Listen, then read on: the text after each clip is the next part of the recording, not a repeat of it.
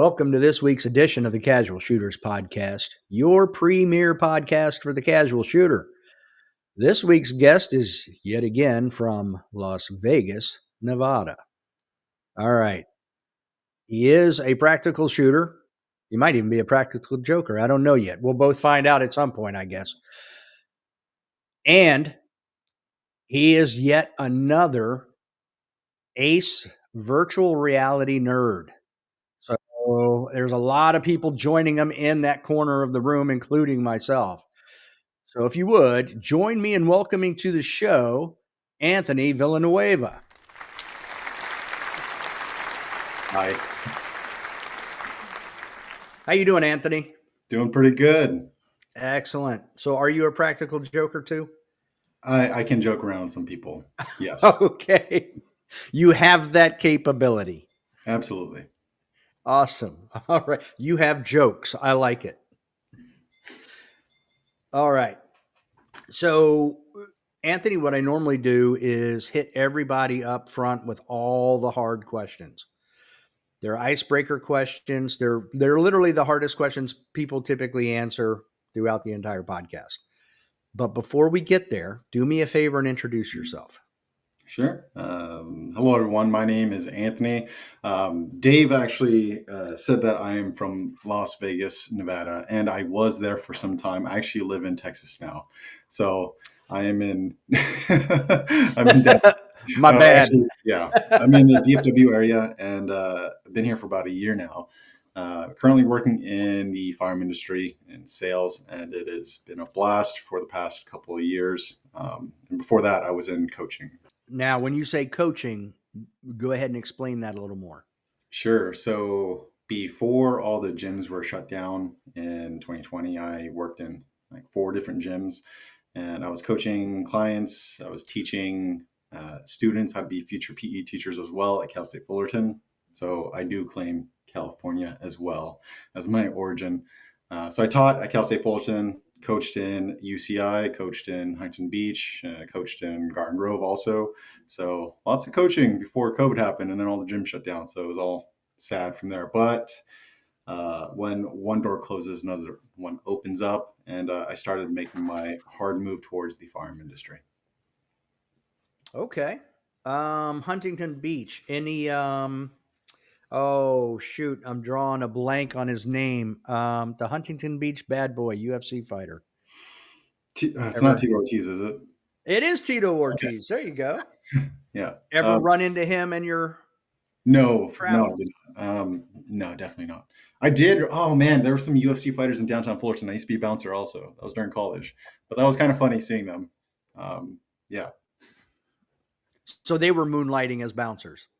No, they were coming in as patrons, but downtown Fullerton of And all places. That's kind of weird to me. okay.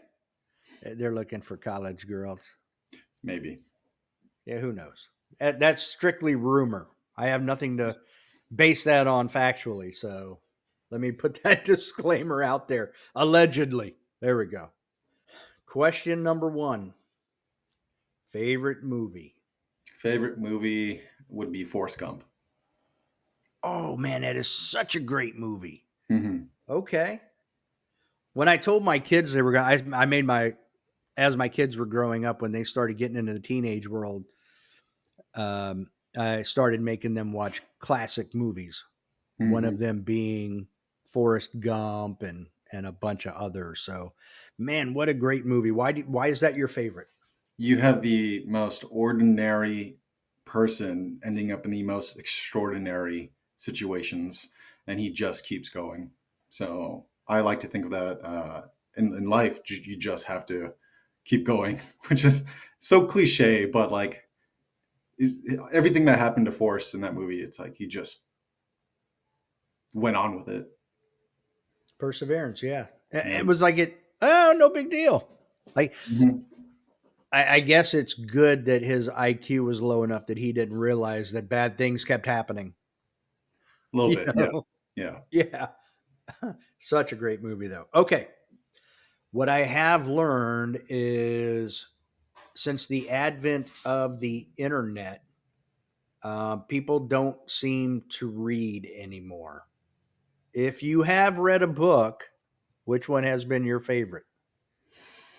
I guess it's the last book I read, and it just kind of pushed me towards a better direction. Can't Hurt Me by David Goggins. Yeah. Okay. It Can't Hurt Me by David Goggin. What's that? What's the story about? Well, Dave Goggins goes through his whole life, or I guess he goes into more in the second book. But in the first book, like he just talks about his life, and he teaches the readers how to. I don't know how to say it without cussing, but just Go like ahead. man up, like just go, like don't let anything stop you, and literally can't hurt me. So I don't So know, like just effing do it. yeah, yeah, and Okay. there's a lot of weaknesses in my life, and I just had to reflect on things, and I'm like, okay, you know what? Address the weakness and make that one go harder. So there we go. Okay. Now, how long ago did you read that? That was probably, I think I read it 3 times, and the last recent one was 2 months ago. Okay. Does it do you read it faster and faster each time? No, so the first time was a audiobook, second time was the book, and then the third time was the audiobook. But so the most recent was the audiobook again, and I recommend the audiobook because he actually it's almost like a podcast. He talks and has conversations that you hear about that you don't get from the book, and you just pick up Mm, again just the reminder of like you can be better, and I needed to hear that, especially for where I am in my life. I don't know if you're into superheroes or not. I am not. I'm not against. I don't have anything against anybody who is. But if you're into superheroes, who's your favorite superhero? If not, who's your favorite historical figure? Favorite superhero is probably the Flash. Oh, the Flash. Okay. You can't just leave it at the Flash. You gotta give me why. Why the I mean, Flash? I didn't grow up watching comic books, but I did watch the TV show and then just like seeing the movie too. But at least the TV show, and then learning about the comic books after the fact, it's like this guy is so fast he can run back in time. So you can time travel about being so fast, and you can I don't know save everyone. There's a lot of things you can do when you're really fast, and maybe that does apply to some practical shooters. But the faster you are, Win shooting matches, you yeah, know.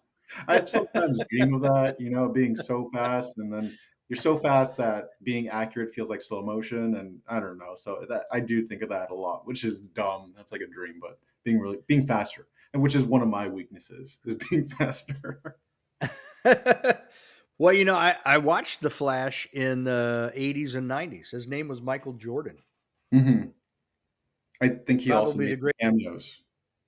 athlete of all time. hmm Favorite gun and favorite caliber of all time, but they don't have to be synchronous with each other. They can be asynchronous, meaning it could be a I see you have Beretta behind you, hmm and I know you've had Beretta on your Instagram, so it might be a Beretta, but your favorite caliber might be a 300 Win Mag. I don't know. Man, so for someone who works in a gun store, I get this question a lot also, and I also hate the fact that I have to admit that my favorite ice cream flavor is vanilla. I'm so like, like, okay, what do you want me to say? Like, I guess 9 millimeter is one of my favorite calibers because I have a lot of time behind that caliber. Am I allowed to show off my gun right here? Yeah, absolutely.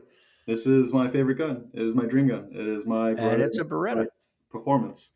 It actually has two Berettas in this one because when I first got this Beretta, it was the Legacy model where it was not optics ready. So I had to get the 92X Performance Defensive where it was optics ready. So this is two different guns in one, and I love this gun, and uh, this is pretty much what's gotten me to where I am with my shooting today.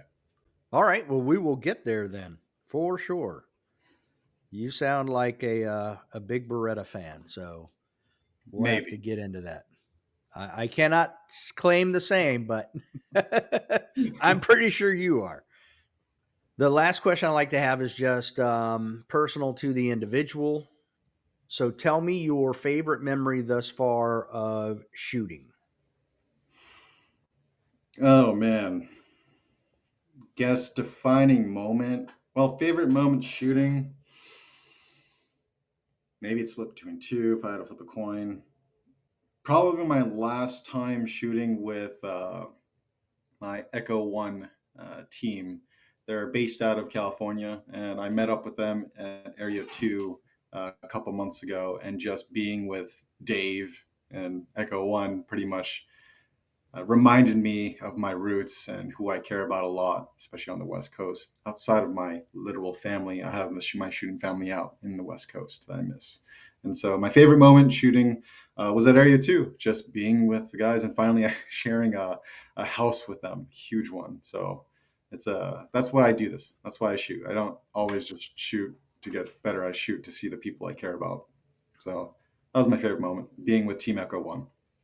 I mean, it seems to be what a lot, I know people that are friends with other people, but they live in other areas of the country. So when they go to like nationals, they all get an Airbnb, hang out together and do all of that. So I totally get it. So Mhm. what was the other memory that almost made it to number one?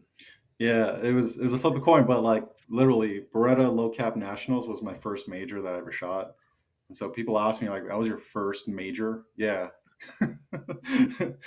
So it Wait, felt really fun because I brought my Beretta 92X Performance to shoot production at low cap nationals, and it was the same weekend as my birthday. So I thought that everything just lined up, and there was a big cake that had Beretta on there. I'm like, oh, it's my birthday cake. Sweet, let's slice it and eat it. that's funny. Now, what year was that you went to? I don't see a year on it. So, 2020. okay. All Yeah. right. Was that in Frostproof? This was in Alabama, Talladega. Oh, it was in 2020. Okay. I think so. Oh, I'm sorry. I take that back. It says 2021. Sorry. Oh, okay. All 2021. right. I was like, wait, COVID shut everything down. Yeah, so 2021. Yeah. Okay. That makes sense. Because I went to nationals in 2020, 2021, and 2022 for Carry Optics. And Hmm. in 2020, I'm pretty sure like pretty much everything was at Frostproof. And then in 2021, that's when things moved because I shot CMP 21 and 22. Gotcha. Oh, so did you go to low cap nationals? No, Carry No. Optics all three times. Okay. So, so a high cap optics. That's what I did. Yeah, All right. So, where did you grow up in California? I did. Yes. Grew up in California in SoCal, Orange County. Okay. So, you're a younger guy. So, the politics are not great for gun ownership and shooting and all of that. I know there's a big gun community and there's a Mhm. lot of shooters, but the politics kind of get in the way. So, did you grow up around guns? No, I can't say I'm the only one in my family that has a firearm because my cousins do, but in my immediate family, I'm the only one that has it. And I guess the how it started was my cousins and I we wanted to have fun, so we got an airsoft. And then as I got older, I was like, well, I don't want to just airsoft anymore. We have guns. Let's do something bigger than this. So I got the first gun, and then no one else did, which was weird. But when I had my first gun, I felt that I needed to learn how to shoot better and I wanted to be around other shooters. So I joined some groups, learned some more, and then I somehow got invited to SHOT Show, which was so like I guess not everyone gets to go to SHOT Show, but I did. And when the funny part is, and this is going to draw back to Team Echo One and Dave. I told some friends I was Shot Show, and she told me it's like, hey, my dad's at Shot Show, and that's Dave from Echo One, Jack Precision, and she's like, go meet him. He literally plucked me from this group of shooters I was with, and he told me like, hey, they're cool, but come with me and let me show you what real shooting looks like. And he brought me to my first USPSA match, and that is the rest of the story. Like that's how I got into shooting, just because I got plucked from this group. So, how old were you when you got plucked? 20. What? Let me pull my calculator out. Give me a second. 22. I was 22 years old. Okay. Yeah. So had you just graduated college then, or were you I in was still in college. college? And I was Okay. still in college, and because I spent so much time in college, I couldn't even shoot that much either. So I didn't even get classified until I moved to Vegas, and that was post 2020. So I just shot matches for fun in college. But my type of personality is if I'm going to do something worth doing, I'm going to do it well. So the more I spent time with Dave and Echo One, the more I kept on getting better, and the more I wanted to be with them, even though it was maybe like once a month. I just kept shooting that way. And yeah, I mean, you know how it is for college students. We don't have a lot of money. And then when you're in California, shooting can be kind of hard too. Well, it's not really that hard. I want to touch on that later, but right now, for this primary question, like I didn't actually, I already forgot the question. Sorry. That's okay. Well, I was just saying, were you in college? And you were. Mhm. So you weren't doing a whole lot with weaponry at that time. So he plucked you at 22, got you into USPSA. I assume you're like everybody else who's been on the podcast. You got hooked the first time you shot a match. I should have been DQ the first match, but I wasn't DQ'd. You're the second person recently who has said that you Yeah. should have been DQ'd in your first match. Like I will knock on wood, and I still have video footage of my first match, and I'm watching my match footage, and I definitely break 180, but I guess no one saw it, and I am still here, technically not DQ'd yet in my life. Knock on wood. So now, was it egregious or was it just that you were like, oh crap, I broke the 180? Mm, it was a reload, and because production, everyone who shoots production and they reload, they don't like moving left sometimes. So when I Yeah. reloaded, when you point it like that, you're gonna break 180, and when you're moving left, it's almost even more obvious. So that's how I saw it in the video, and no one else did. And I was like, oh man. Well, at least you're not. I was at a match locally and this woman did not get DQ'd, but all of us saw it. We're all like, what just happened? She was moving right to left, right handed shooter, and reloaded. And when so she, so this is downrange. So she turns 90 degrees to run across the stage. And when Mm. she did, she went to reload and the gun was pointing up over the top of the building behind the stage. Yeah, And yeah, we're all like, what just happened? yeah, So that's pretty obvious. The RO actually apologized to everybody for not catching it. right. I probably did Um, half of that basically. okay. All right. Um, and the other guy who mentioned it said he took his gun belt off at his first match with the gun in it. And Oh. the guy who brought him, like, he was like, he said the look he gave me of shock was like, let me put my belt back on. So nobody saw. So Hmm. all right, so you're 22, you're still in college. Now you're hooked on a drug called practical shooting. How does that work out for you? Now what are you doing to try to shoot? Well, fortunately, because I work at a gun store and shooting range, we have matches there. And because I also sell firearms, I'm around guns all day, basically. Uh, that's how I What get was some. What's what that? was that when you were in college too? No, today, these days. Right. But when you got the first time you shot your USPSA match, you Hmm. were still in college, correct? Okay, so yeah, so in Okay. college, man, such a interesting time for me because I'm not saying California is, I guess California and firearms is one thing, but like the climate I was around, especially at my university, there not a lot of people wanted to be around firearms, and some of my Mhm. professors were not into it either. So I was a very different student there. And but job wise in California, one of my jobs I was a range officer at a shooting range too. So that gave me even more time around firearms during college, Okay. fortunately. So I still was able to get trigger time. And when you hang out with specific people, you still get invited to SHOT Show. And I was able to continue being around firearms and meeting everyone and networking. Okay, now you told me too that you got a master's in kinesiology. Yeah. Did you go straight through for 6 plus years to get your master's, or was there a break in there? How did that happen? I have two bachelor's degrees and one master's degree, and the two bachelor's degrees took 6 years, and then the master's degree took two, so 8 years of college in California. Okay. Yeah. All right. So you were in California that whole time working at a range and doing other stuff. So you were Coaching. still in that shooting community. Yeah. Yeah. Okay. So now, what is this Echo One, and who is this Dave character? I don't trust people named Dave. I just noticed. Dave N. He is our fearless leader, and if you don't know who Dave is in SoCal, and I don't think you're shooting enough matches, or you're not traveling to major matches enough, because he is a prominent figure. He donates so much time, energy, product, and everything to major matches everywhere he goes. He What's gives his last name? EN, so EN. And so the Team Echo One shooters, they're based out of SoCal, but now that some of us have moved, like myself, I still claim Echo One as my family.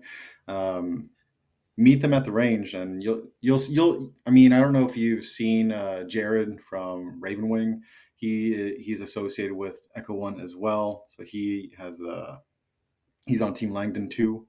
Um, but Team Echo One, they're all over the SoCal major matches basically, and actually just Area Two in general, SoCal, Arizona, and then some of them come out to Texas. Okay. Ernest and I were at Quantico at the same time. He's always been on Team Beretta. I've been always been on Team Non Beretta. So My Beretta I sent out to Langdon, so okay. Well, yeah. I mean, he's a master with those things. So Mhm. it's amazing. All right. So at what point then were you able to kind of start getting serious with USPSA? So once I graduated, I found myself with more time to shoot, and that's how I got there. But then that 2 year period between 2018 and 2020, um, I just coached and then got into more. Actually, I also got into firearm instruction also, and the more you, that's how I get better, is by teaching also. Okay. Um, so in those 2 years, shooting, teaching a little bit more too. But then when COVID happened, it shut everything down. And then when I finally got the opportunity to get this Beretta, the irony is I got this Beretta in California 1 week before I moved out to Vegas, which was really weird. I don't want to get into that story too much, but yeah, this is Beretta technically is from California. And then Okay. when I got this Beretta, I took a class with JJ, and I have some stories with JJ too. That wasn't my first time meeting him. I remember scaring him at SHOT Show one time. Let me tell you this story real quick. The first time I met Yes. JJ was at SHOT Show when I was a range officer. He was shooting a pistol at the rifle range, and I was a big fan. I wanted to come up to him and say hi to him. And when I when I bumped his shoulder and wanted to say hi, he was like worried. He thought he was in trouble because he was shooting his pistol at the You rifle should have range. said stop. Yeah, I know I should have. I should have. But anyways, that was the first time I met him, and then from there on, he remembered me all like 2, 3 years later. And then I took the class with JJ, and that's when everything clicked. I finally understood shooting, or I finally understood my trigger better. Finally understood how to move better, and so I brought that with me from California to Vegas, and then shot a ton more in Vegas. And then from there, I got classified and continued to shoot. And then here I am in Texas. All right. When you say everything clicked, that's pretty vague. Was there something in particular, or what was it? Do you think it was just the JJ style that worked for you that helped everything click? What was it that made things work? hmm There was, I mean, the way JJ taught, like I can't teach how JJ teaches because he is a master at his craft. But I finally learned where I was leaking so much time, and then also how to be more accurate. And this is like fundamental stuff. And these are the things that no one wants to practice, like a white belt. Like what is a black belt? It's a white belt that never gave up. And so, in order to get better at Hmm. shooting, you got to work on the fundamentals. And that's what I was able to get from JJ when I first had my class with him. And then from there, I kept practicing all those things. And everything Okay. clicking at the same time was, yeah, understanding how to move better, how to time everything, like how to. I don't want to like step on his toes, but like how to understand targets and their order and bring them all together and then being accurate at the same time. I was able to do that and apply it to my matches and then just keep on getting better from there. Okay. So now with 2021, your first major ever being nationals, what was your classification? B class. All right. So you went to low cap nationals in 2021 as B class. And Hmm. what are you now? I'm still A class. Okay. Yeah. All right. And how now you're what is in Denton? What brought you to Dallas? Um, my girlfriend actually. Oh, you Yeah. guys eloped to another state. Well, it was man, everyone in the world is going to see this, but like it was a long distance relationship, and we decided that Vegas was not the best place for us and to have a family. So we decided on Dallas. Okay. I was born in Dallas, so you chose a good spot. I mean, look at me. I'm Dave, don't trust me. But anyway, all right. So, and you decided to, did you look for jobs in the industry when you got there, or did you have something lined up before you got there? No, I didn't have something lined up when I got here, but I was able to get a job from a friend, Jared. I'll call him out. He helped me out. But then during that job, I realized that I wanted to do something else. So I didn't want to stay at home, work from home. So I just thought to myself, and like I also have this weird relationship with the gym now. Also, ever since gym shutting down, it's hard for me to I don't know, go back and coach. It's something I'm still working on Really? in my own thoughts. Um, Okay. like I have coaching, I'm still coaching some clients online who just really did not want me to give up coaching. And of course, I care about them, and I also care about health too. And so I wanted to help them. I have this skill, and I wanted to give it to them. So I still have some coaching clients, but I'm like, well, I friggin' love guns, and there's this local range that I shot at.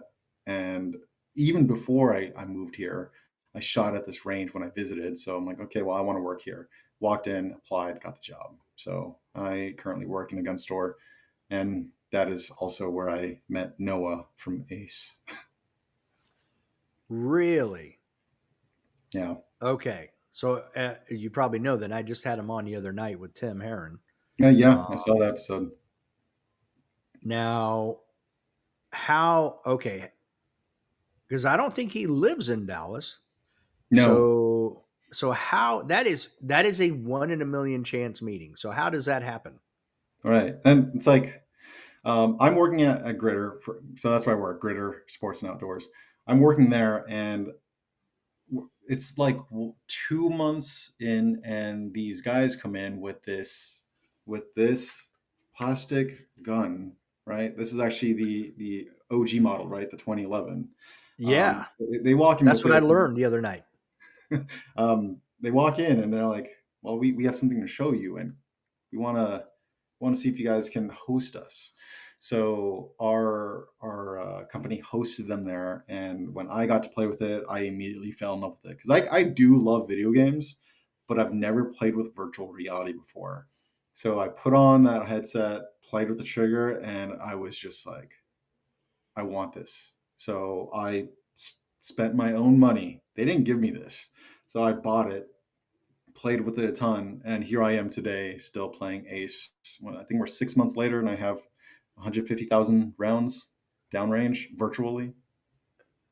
Yeah, I mean that's you sent me a picture right before, and I am going to share this screen so that people can see what we're talking about here.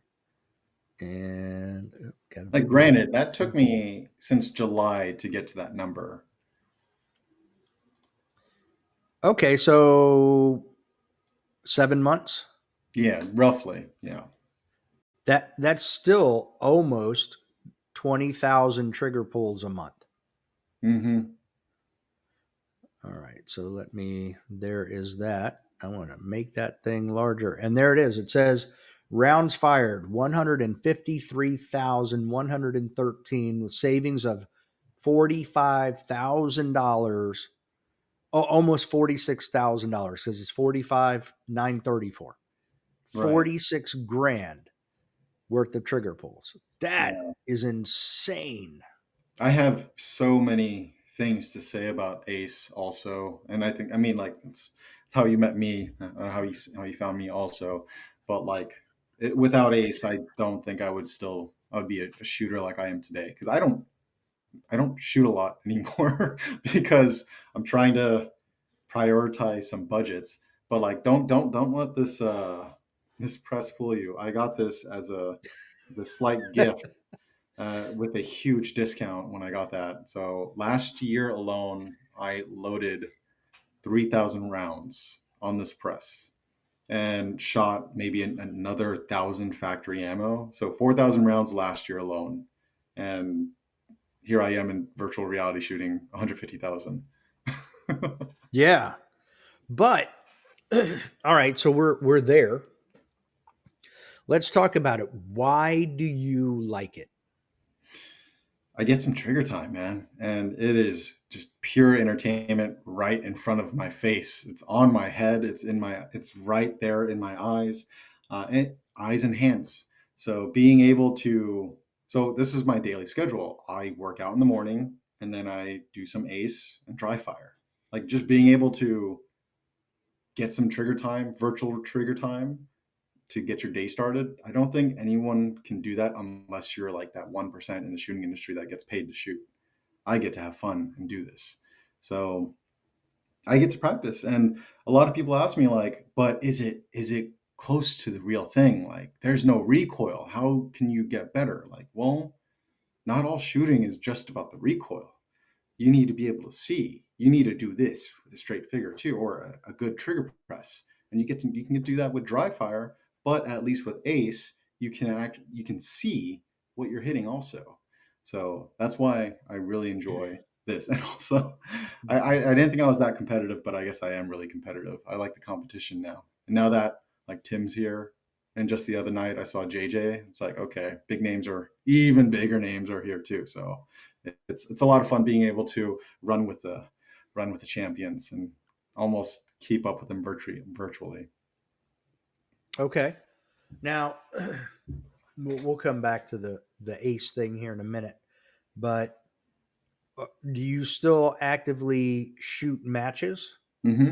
So I shoot maybe once or twice a month for matches, and these matches are short for me. They're like 4 stages, and so that's like 100, maybe 115 rounds. So I don't shoot a lot, and I did challenge myself before Area Two. Uh, I think Area Two was like early November, if I recall correctly. The whole Mm-hmm. month of October, I didn't touch my Beretta, which was dumb, I guess. If like, why am I spending so much money and traveling so far away without training with my Beretta? I didn't touch my Beretta. I didn't shoot it. I didn't dry fire my Beretta. All I did was play Ace.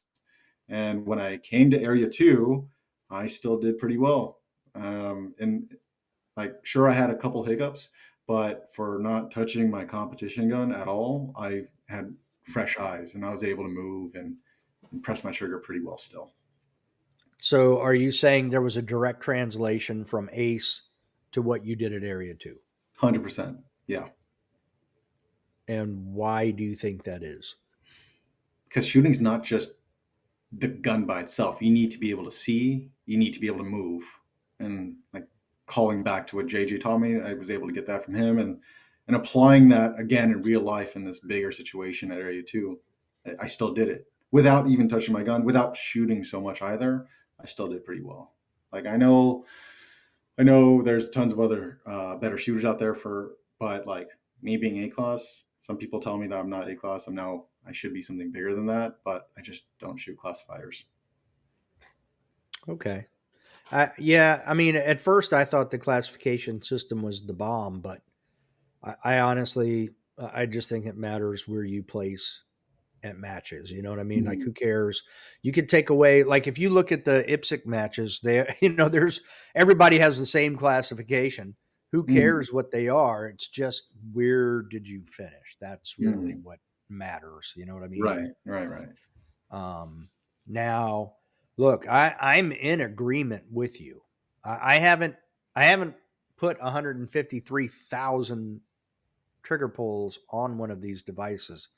I probably did 200.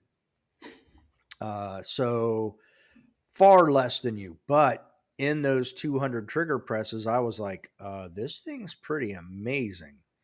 And Mm-hmm. it is very realistic. That's the part that shocked me. And when we were talking on the live stream with Tim and Noah, I noticed that when I first started to shoot it, that my grip was terrible. Like, I wasn't gripping it hard enough, but I didn't expect to get the feedback that I got either. It was literally, I pulled the trigger a couple of times and I'm like, oh wow, my dot is jumping around. Mm-hmm. It's literally like when you have a poor grip at a match. I Mm-hmm. immediately started cranking down on it. The dot started staying still, and I was able to start hitting things where I wanted to hit things. So it, I mean, just the little bit I did 100% translated to what I would see in a match. So I was very impressed. Mm-hmm. Yeah, Now, with what, Ace. So yeah, with Ace. with Ace, you have that instant feedback. You get your score. You see your hits. A lot of people ask me, what about just dry fire? Why can't I just dry fire with my actual gun that I train with? It's like, yeah, you can most definitely do that. I'm just having a lot of fun with Ace. And for you to dry fire with your gun, if you are that good to understand how you grip your gun, how you're pressing your trigger, and you can call your shot on your wall, on your paper targets, your dry fire targets, awesome. You're a great shooter. But most people can't do that. And so most people Right. will have to dry fire at home and then drive to the range, spend some ammo, and confirm the dry fire if it's working. Yep. I don't do that. I just use Right. my ace. Yeah. I agree. And I think part of that too, Anthony, is the lower you are on the totem pole as a shooter, Bravo, Charlie, Delta class shooter, you haven't learned all of those skills to see everything that the dot is doing and know what to expect with what your dot is doing. There are so many things you don't know. Mm, That dry fire is spectacular, but it's not everything. mhm, And how I see this Ace thing is, one, it's exciting and fun. And it's not just exciting and fun for, one or two dry fire times because it's new, so it's exciting. No, this is like every time you put it on, mhm, it can be different. mhm. You can do something completely different. You can compete with friends. I could call you up or text you and say, "Hey, get on and let's do a virtual stage together." You know what I Yeah, mean? Like, yeah. and you're getting real value Mhm, out of that. And I think that's what people don't realize. But I don't know that I would have realized it had I not put the headset on and actually played around and did it. And then it was like, whoa, this is different. This is a game changer. mhm. Yeah. Just last night, I actually texted my buddy, "Hey, I beat you." He texted me back at like midnight, "I beat you back." And so it's like, oh my god, like we're losing sleep just because of dry fire, and it's fun. Wow. It's competitive. And then also, just the funny part was just like one day, Tim Heron messaged me. It's like, "How'd you do this?" And never in a million years did I think Tim Heron would text me. So Yeah. it was a funny moment for me because I feel like I'm just a so casual shooters podcast. Man, I'm such a recreational shooter. I just have fun with this. I don't shoot that Yeah. much. Realistically, I don't shoot that much, but virtual reality, I have a lot of time. But and the thing is, like we were just saying, even though you're doing it casually and you're doing it to have fun, you're getting real life value Hmm. out of it, you Hmm. know? So uh, it's one of those things again. It's like if it gets you to put the headset on and shoot and do stuff, it will keep your skills up. So pretty amazing. Hmm. So now so how much do you chat with Noah now? We talk about almost every week. Since he works for Ace, he gets feedback from all of us. But because I run this game really hard, I think I have some other extra feedback that I can give him, and I think it helps. But I'm not the only one. There's a lot of players in Ace now, like tons, and they're getting so much feedback from us, which is only going to make the game even better. So everyone who Right. gets it now will have an even better game than what I started with like 7 months ago. Well, and even the other night, Tim was like, "Yeah, it'd be nice if it could do this." And Noah turns, puts a headset on, and he's messing around to hear a beep from a timer. And he takes the headset off. And he goes, "Yeah, Tim, you can do that. You just have to go here, there, and another place." And he's like, Tim was like, mind Yeah. blown, Oh So man. there's a lot of detail with that system Hmm. that even a month into using the thing, you're going to be learning stuff and what you can do. And I mean, have you run into anything where you're like, oh, that's the edge of the possibility, that's Nope. the end, right? I Man, I was at Prairie Fire, and I went to my hotel in Pahrump, and I was sitting there that night, and I was literally going, I don't know where, like, what the limitations are of dry fire, Yeah. Yeah. and I was like, I don't know what the limitations are of this. I really couldn't think of a downside as to why you wouldn't have this system, set it up for a holster on a gun belt. I don't know why you wouldn't do that. Even just put one empty mag pouch so Hmm. you have a reference to go to pretend you're doing a mag change. Hmm. I'm like, I can't think of a downside. I really can't. I mean, I'm pointing at the other screen, savings of 45 grand. So people can say, "Oh, I don't the subscription, I'm out. I don't want it." Dude, it's $20 a month. Hmm. That's you're not even paying a case of ammo a year, cuz Hmm. I look at a case of ammo about $300 for new ammo, $300 per thousand. So you're paying less than that for an entire year's subscription. And look at you. You've only had it 7 months and you've put 153 virtual rounds downrange. Yep. You cannot put a cost savings on that. I know it says 45 grand, but I mean, in reality, it's priceless. Yeah. Yeah. I cannot think of a downside. I mean, I watched Noah bending down and virtually shooting low ports. I'm like, what in the world? This is nuts. Yeah. He just recently added that stage. Like I think it was a couple of weeks ago, but squatting now. Okay. The possibilities with this game is insane because now we're imagining all the other stuff we can get out of this besides dry fire. We can get a little bit of fitness into this too, because Yeah. if you like, for example, there's people that go to the range, and so like there's also tactical games, and then just recently the UAE SWAT challenge, right? So imagine doing a workout and then putting on your virtual reality and confirming all your shots under duress, right? Under out of breath. So Yeah. that's the fun thing that I look forward to with this as well. But going back to the 250, like when you talk about the value on that, like I like to tell people, it's like, well, how much does it cost for you to go out with your wife? Like when you go out to dinner, maybe it's like a $70 dinner, like that's like four of them, right? So Not even. yeah, Yeah. exactly. It's So like three and a half dinners. yeah, for what you get out of this. Yeah. Yeah. And I don't like to say, well, if you just not go out to dinner, That's not what we're saying. We're not saying Mhm. don't go out to dinner. We're just quantifying it so you can visualize the cost isn't all that great, Right. you know? So less than a case of ammo. Who knows where you're going to be at this rate? You were probably somewhere between probably about what 140. Well, seven. You're shooting about 20,000 rounds. It's actually more than 20,000, but 25,000 rounds a month. yeah. So 25,000 rounds with five more to go. So you got another 125,000 virtual rounds to shoot this year.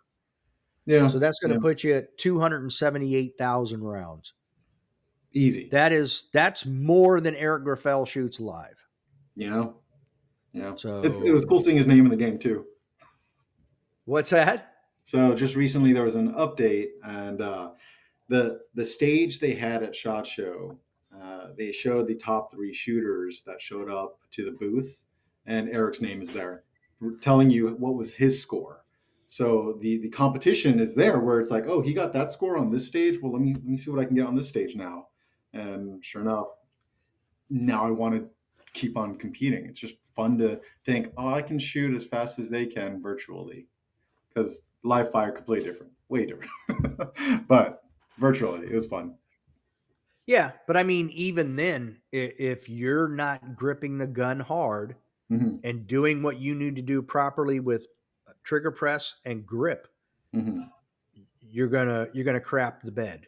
Totally. Yeah. There's So so in this little community, in this little, it's not as little anymore, but on a daily basis, there is a new player coming in and saying, "Hey, I've been playing for about a week now, and I love it," because they're already seeing all the things that they're doing better and translating into the real world. But then there's also the other player who says, "Damn, my arms are really sore." And then we ask them, like, "How long? How much do you shoot for?" And they're like, maybe shot like 2 hours today." It's like, bro, you're dry firing for 2 hours, and you're asking why your arms are sore. So, right. Well, yeah, and let me ask you this, Mr. Kinesiology. right. The other night, Tim said he's had it about 3.5 weeks now, and he's getting tennis elbow and some other stuff. If one of your clients said that to you, what would you tell them? Well, I mean, I want to find out what's going on, what caused it, and maybe we shouldn't do it as hard. So if I had realistically, if I had a client telling me that they developed tendonitis from dry fire, I'd probably say cut that time down a little bit more, have some stretching, have some massage, but also what we're finding is a lot of people who dry fire, uh, they grip really hard, but how often are they doing the opposite of that too? Extension, right? So I would recommend also working on the extensors, not just the flexors.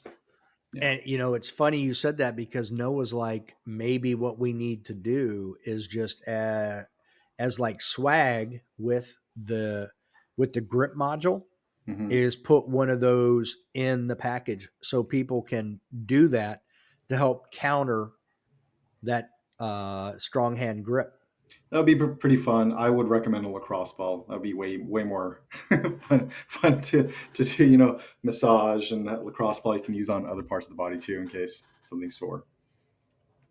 Okay, so you actually recommend massaging versus more than the extensors.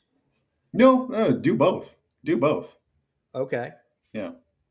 But in the package, you would say put a lacrosse ball and not a rubber band for extensors. I mean, me You as got to a choose one. You can't say both because it's a business. me as a consumer, I would like to see a lacrosse ball because I can get a little bit more value from that. Okay. All right. Interesting take. Hmm. I like it.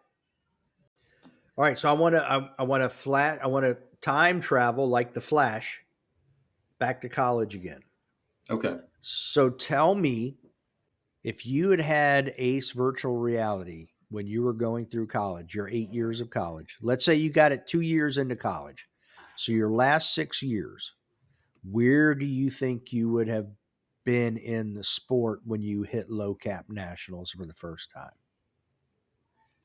I think that I would have had a lot more skill. Like the I still have videos of my low cap performance, and that's also when I met all of these new friends that I have now. Um, yeah, I would be shooting a whole lot better because I would be shooting. I think I'd be shooting as good as way better than what I'm doing now, and doing that more better back then. Oh my god, could I be a world champion today? That's what I'm thinking. No, being able, like having ace. If I had ace in college, Mm-hmm. shoot. Oh man, I don't. I'm not saying that ace is fixing all of my problems in my life, but I would probably be a champion. Not. I'm not. I'm just gonna be honest. Like I would Oh be. wow. I would be up there. I would put money on that. But right now, I'm not a champion, unfortunately. So I wonder what would happen.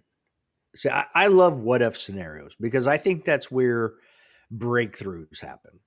Now imagine taking an NCAA college team that normally does small bore and other stuff and giving them this system Hmm. for an entire school year. And then, so everybody who isn't a senior, well, you could let them use it too, but everybody who's a freshman through junior, you're going to practice with this for a year in addition to what you're doing. And then that next year, we the team, we're going to go and compete in some of these and see where we place based on just virtual reality training. Hmm. I think that would be a very interesting experiment. Absolutely. I would love to see a college study on this stuff. You know. Well, and two, if you take people who already understand marksmanship like they would, that's what they're doing in college in addition to their normal studies. I don't think you have a better group of people to try it with. Hmm. Right. I mean, I don't know if I mean, those people I've tried, there's a couple of collegiate shooters that I've tried to get on, but my God, they shoot year round all the time. It's like, look, you guys need to take a break, if for nothing else, just to come on the podcast. This is ridiculous. Stop shooting. Hmm. But Hmm. they understand the intricacies and I think it would the other interesting part would be, small bore is long and slow. It's, Sure. and this might be a little more exciting for me because it's fast paced. There's a lot. You don't have to put all the gear on. It's just like, look, put the headset on and da, da, da, da, da, da. Hmm. At that age in college, man, it's like a game, but they're getting marksmanship experience out of it. I don't. That would be a pretty. We need somebody rich out there to fund that. Yeah. I That's what we wish. need. We need Staccato to fund that. That's what we Staccato. Oh no, federal won't do it because that's hurting their pocket. Yeah. Right. You're right. Right. Yeah. So ammo companies are out, but so would you, if they came out, let's say they came out with different grip modules, and next thing you knew, you found out that they had a Beretta grip module. Yeah, I would love to have something like that. I was experimenting a little bit today with my grip module, especially. I'll show you. So I didn't even show you my current one, but I have a lot of tape on there because I You wanted need to it. get it palm swell. Like I have Okay. pretty large hands, and if you look Okay. at my Brita, I'm not going to flag myself. There's my lock grips on there. I'm going to Not flag flagging myself in my myself. forehead. Yeah, that's pointing at the sky, fortunately. But these lock grips filled my grip really well, and with my big hands, it helps a ton to be able to hold the firearm. So when Okay. I just taped this thing, my Sig, or sorry, my Arctis, and now it fills my grip a whole ton better. If they somehow make a Beretta grip module, it would be nice because it has a different, not necessarily grip angle, but just a feel in general. Does that mean I can't shoot this thing? No, I can shoot this thing. I can shoot pretty well still. Give me any gun, I'm happy to shoot. But I love my Beretta, and I just do the best with that one. Have you been shooting Berettas your entire time? Actually, yes. I bought a Beretta when I was 21. Man, I was talking to the customer about this. In California, I bought my Beretta when I was 21 for 750. So it was about $803 after tax. After inflation calculations, that's like $1,000. I got upcharged like dumb. So it was a Beretta M9. I still have it. Um, and I bought it not because of Lethal Weapon or Die Hard. They used to call me Detective Riggs in California when I would shoot, but I bought it because of The Matrix, and I love my Beretta, and I just keep shooting Beretta, and I've been shooting Beretta for since my very first gun. And I think it's just awesome that all these situations happen. Like that's why I like Forrest Gump. Like I ended up in this extraordinary situation. My first major Beretta Low Cap Nationals on my birthday. There I am with the Okay. Beretta. Now, how did the Matrix though get you to buy your first Beretta? Neo, he was dual wielding them. Okay. Yeah. So, okay, but I guess you can only afford one and not two. Yeah, actually, these days I have more, but that's yeah. I love my That's brother. another story altogether. Yeah, Let's not talk about how many, because then there might be federal agencies that want to talk to you. sure, sure. Now, I got to ask you, you added something on your Instagram. Oh yeah. So there we go. What did you win a Canic Steel? I did, yeah. So it was funny because that was actually my first IDPA major match, and my God, it's just so funny because the week before, my I forgot it was my club president or not, but he's like, "You're still unclassified. You need to classify before you shoot this match because it's IDPA." And I Right. just shot the classifier how I would shoot, and I got marksman, which is almost equivalent to I think maybe C or D class USPSA. Right. It's one of their lower ones, right? I don't shoot IDPA that much, to the point where if you see my rig, that is a Filster Enigma with a floodlight. That was only allowed into IDPA like months prior to that. And I'm like, well, I'm gonna shoot my carry rig, and so that's also a Langdonized Beretta, and with the Langdon cut into RDO. So I shot that. It's the first major IDPA match that I shot, and it's like, hey, you got first place. I'm like, oh, cool. Just because I'm like in that class, right? And then they're like, "Hey, also for raffle prizes, you got chosen first. So go to the table, grab a prize." And I was looking at that, and someone said, "Just grab that one." I'm like, "What is it? I don't know what that is." And this is before I worked at a gun store. Oh, wow. So you and Nils just became best friends. Yeah. So that, oh man, I love my Beretta. I love my Beretta, I but know. that Canic is nice. It's Okay. super nice. Yeah. So do you still have it? No, I don't. Okay. Did you Because shoot it? yes, I did. I did. Okay. So I love my Beretta. Just gonna say it. I love my Beretta, but the Canic was amazing. Yeah. Okay. Yeah, look, there's nothing wrong with, liking multiple guns. I mean, I like all kinds of guns, so I'm with you. Hmm. So I'm not, I would never say, oh, it's all good. Yeah. Now, Well, have that's you the been thing out? too. Let me say this is um, fear not the man that practices 10,000 different kicks one time, or fear the Right. man that practices one kick 10,000 times.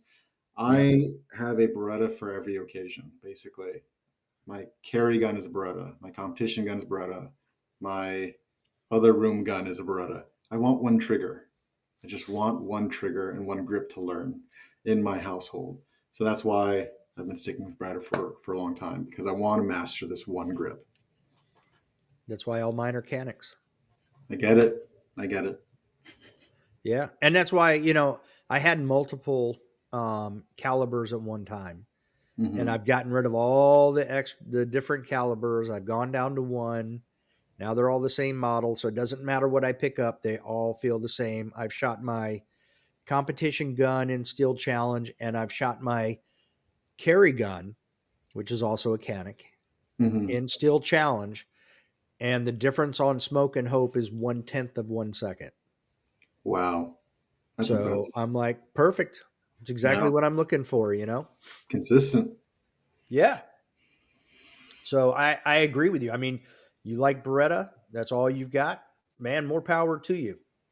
So I totally agree. And I think, wasn't that Bruce Lee who said, fear the man who practices one kick 10,000 times? I think so. Yeah. Yeah, pretty sure it was Bruce Lee. Way better than me. Again, we're gonna flash back. See what I did there? To your class with JJ. And was that a 1 day or a 2 day? How many days was I that? think it was a 2 day, if not three. It was two. I think it was two. Yeah. So when you got done with that, no, let's back up. How do I want to phrase it? So walk me through the class. What was it like that first day getting there and starting to work as a student with JJ? You know that like what is that? Is it Dunning Kruger where you think you know more, or like I thought I Oh, was a good shooter. that's a good question. I don't remember now. I thought I was a good shooter before his class because I was the Okay. only one in my friends group outside of the practical shooters. I was the only one in my friends group that knew how to shoot. I worked at a range and I shot a lot, and everyone else shot a lot, and I shot better than them. Then I take the class with JJ. Day one, like easy fundamental stuff, like I learned how bad I was, and then Okay. like JJ, he didn't make me feel bad at all. No, like he didn't make me feel like I was such a bad shooter. It made me realize like, man, there are things to this shooting that I need to get better with, and You he gave it to me. you started to realize what you didn't know. Yeah, exactly. So just those fundamentals and being able to press the trigger straight, being able to crack your shot off as soon as you can, like just basic stuff. And then there came the movement, and I was always bad with movement. And to this day, I probably still need to work on that. Honestly, I'm a big guy, kind of hard for me to move, but that's actually no excuse. There's other big guys too, but yeah, I'm I'm actually kind of surprised you said that because I would think in your business before you got into just firearms industry, yeah. I kind of feel like that would almost be in your purview. So a little bit more background for me, especially with my coaching background. Like when we think of someone who's a coach or personal trainer, you would imagine them to be able to run a 40-yard dash in 4 seconds, right? Like now, unfortunately for me, I grew up without sports. I had heart surgery. What? I had heart surgery when I was a kid, and so my check this out. Hold on, I'll show the whole world this little heart surgery. So so did you have, obviously you had a congenital heart defect. Yeah, so I don't Okay. want to just downplay it, but I had a hole in my heart, Yep. and my parents decided they just wanted it closed. So we Yes. opted for open Good for heart them. surgery, and grew up without sport. And I'm Filipino, so there's tons of food in my family. So I grew up incredibly unhealthy, super unhealthy. I Right? Go All ahead. right. Now I've been to the Philippines 3 times. Love the food, but the banana ketchup's got to go. Oh man, we're not gonna debate this. Oh yeah. Oh yeah. We are. No. So do you like banana ketchup? Well, it's an acquired taste, right? Put on eggs. Yeah. It Start is easy. Start definitely. something simple. Now you don't eat balut, do you? No, I've never had it yet. But I Okay, because promise. we were going to have to end the broadcast if you did. No, I'm willing to try it. I just haven't been in a restaurant where I could try one yet. So there's that. But going back the coaching situation, yeah, I grew up without sport, so no basketball, no football, no baseball. So I'd field movements, so being able to cut and change direction, decelerate, accelerate. I didn't learn any of that until later college. And then my specific coaching background is weightlifting, so just move up and go down, right? Squat, bench, press, deadlift. So Okay. when you ask me to turn around and run, no. not gonna happen. No, I've been Not in my changing. wheelhouse. No, I changed that. I've been changing that, so my movement has been working again. But yeah, that's my super fast history of athleticism. Okay, so if somebody in the world of practical shooting, another B class guy listening to this podcast, but wants to get better at maybe doing some training on movement himself, is there? Are you aware of a good YouTube channel or something like that where he could go and get tips from, Oh, let's see. Who or have I? maybe even words he can use to search for that type of thing? Man, talk to JJ. Watch anything JJ related on YouTube. Just Okay. or not even that. Like if you want something for free, get well, it's not shoot free. Maybe it's free. YouTube Shooting USA, watch the nationals and watch every top-notch athlete shoot. And the best part is they come in all shapes and sizes. So I use the excuse, oh, I'm big, I can't move as fast. There's guys bigger than me moving faster than me. So that's a bad excuse for me. But like if you just want to watch someone move, get on YouTube, watch national champions shoot. That's all you got to do. And then take a class. With JJ, it wasn't just fundamentals. He did some movement and blending of target arrays and stuff like that as well. Then, Yeah. okay. So at the time when I took it in 2020, was it 2020 or 2021? I'm trying to remember, but it was like right before I left to Vegas. Um, that because I know his class changes every time he teaches it, which is a good thing because if Mm. someone wants to take his class again, they will again learn. And there's plenty of guys hosting JJ's, especially in California. He's always in California. Um, but day one was fundamentals, and then day two was a lot of movement, especially. Yeah, So a lot of standing, more standing still on day one, more movement day two, we still moved on day one, but there was but a not as heavy much. emphasis on that trigger, man. Like Okay. again, dry fire and ace. Like if you can't, I mean, you felt it too in the 200 rounds. If Yes. you weren't gripping and you were Yes. doing this faster, it's gonna go everywhere. So you synergize Yes. together. Man, I couldn't. I started shooting at the Texas Star, and I was Hmm. like, "What? Look at my dot! It's like everywhere. What in the world?" And I cranked down on that thing, and it was like ding, ding, ding, ding, ding, ding. But holy cow, you had to, yeah, you Hmm. had to. It's legit. It's pretty So interesting too because in my experience in real life, I can split maybe 12.12 second splits on demand. I can get 0.10 splits also. Just honestly, it's because of this Langdon trigger. And okay, then in Ace, it is my trigger freeze is 0.13, and anything slower than wait no 0.13 is my trigger freeze basically. For example, I think my this is not going to happen in real life, but I can split zero point zero 0.06 in Ace.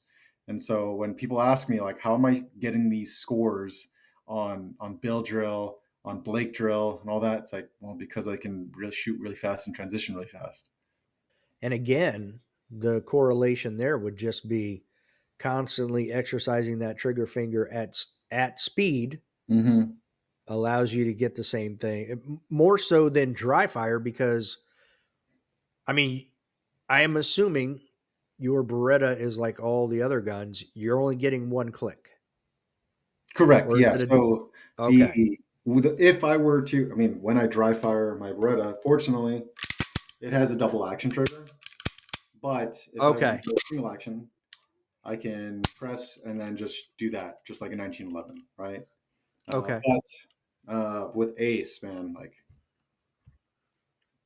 the Ace has a reset similar to my Beretta, and so that's how I was able to shoot it live fire and still have the same skill.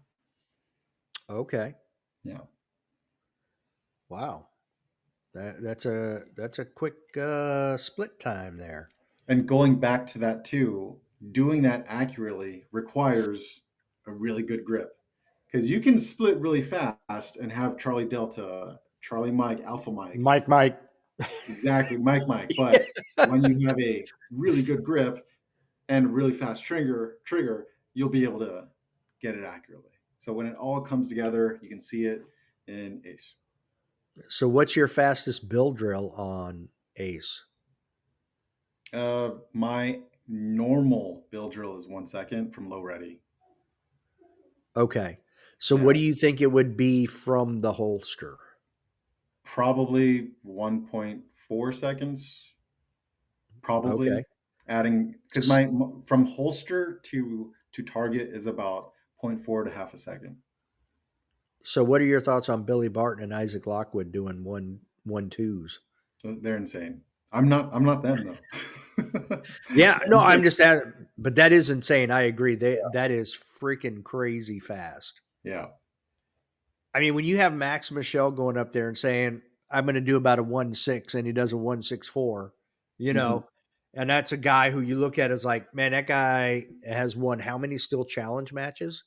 Right. So, and then Hmm. you see Isaac and Billy doing 1, 2, 3, and it's like, get out of here. That's Yeah. ridiculous. Yep. I do not have a draw like them. So when we get a holster set up, like I could go out and get a holster, but I'm just gonna wait until Ace releases that holster that they've been talking about. When that day comes, I'm gonna be doing a lot more holster work with the Arctis. So, what are your plans for practical shooting? So I am currently shooting to be around the people I care about in this. I guess my friends. Like it's Okay. really hard to be at a shooting competition and not like guns, right? So all the people that are at a competition that love guns, well, I want to be around those type of people too. So I just want to hang out with these people more often. Fortunately, the range I work at, I we have the matches there, so it's easy for me to go there.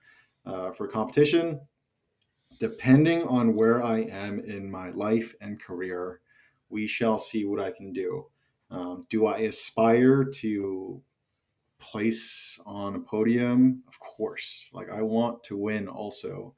Um, but there's just some like for me right now, I don't have uh, I don't have time to invest into that, unfortunately. So that's why I am doing all I can with Ace, especially to have fun and to get just this extra dry fire time outside of live fire. Because man, live fire is expensive.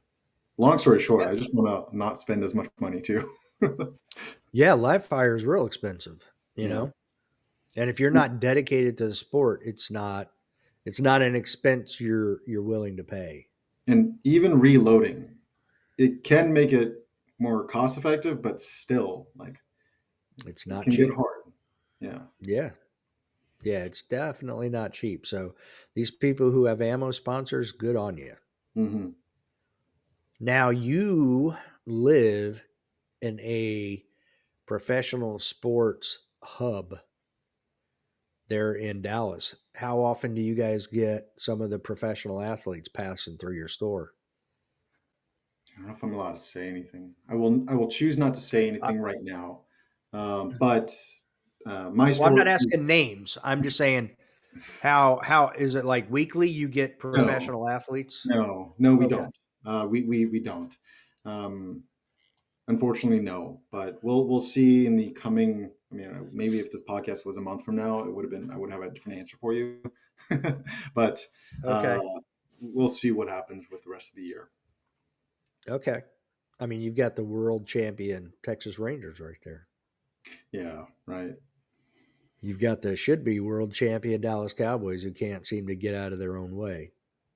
Good lord. At some point they'll figure out a coaching staff that can put it together with the athletes that they have and actually do something.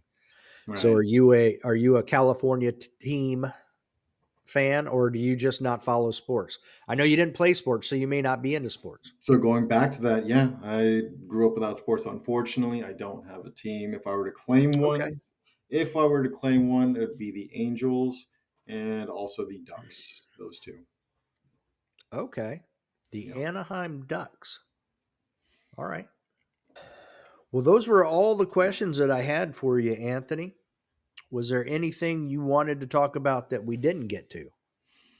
Man, just I'm looking forward to what will happen with Ace in the future Okay. because this is literally just the beginning.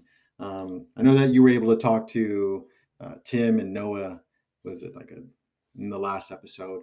But I believe there's going to be huge things coming in the future, just because there's all these updates and new players coming in. With all these new players coming in, there's going to be a lot more support for them. Well, yeah, I mean, Tom Castro just bought a setup, Did he? so he's Okay. going to do a full review on it. Yeah, we've been chatting back and forth on Instagram a little bit. So, yeah, I could see. Yeah, once, I mean, who knows if JJ's going to put time into it? Who Hmm. knows who else is going to put time into it? I think once you start getting those types of shooters in there, and even the Billy Bartons, you know what I mean? Like the guys who you don't normally know of as shooters who are crazy good out there. Hmm. If they put a headset on and start playing around with it, yeah, I could see this thing just becoming the greatest thing ever for non-live fire. Yeah. And it's not just meant for competitive shooters, like just Right. everyone in general can play this and have fun. And I also know that there are some parents buying this and then showing it to their younger ones, like responsibly how to get better at shooting too. So that's to me that's interesting. I know that might be a sensitive topic, but it's like no, there's some young athletes out there too, and this is a great way for them to develop.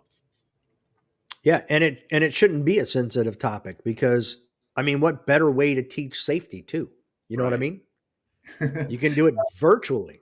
I don't know if you were able to play to get to that point, but if you break 180, it catches you. It tells you you're disqualified in the game. Oh, So I did not even know that. for that stage, so yeah, that was in the most recent update. But if you start a stage and break 180, the stage stops, disqualified, and then you start over. Yeah. So I have been Wow, disqualified okay. actually in this game. You have or have not? No, I have. Yeah, I've actually been DQ'd from this game. Yeah, finally. Yeah. Let's keep knock on wood. Keep it virtual. Yeah. Wow. All right. Well, if you ever take an Ernest Langdon class, you're definitely gonna have to come on and we're gonna talk about it. Oh, that would be awesome. Yes. I look forward to doing that one day. Okay. All right. Well, thanks for coming on, Anthony. I appreciate it. Thank you. Until next time. Don't be a little bitch. Yeah.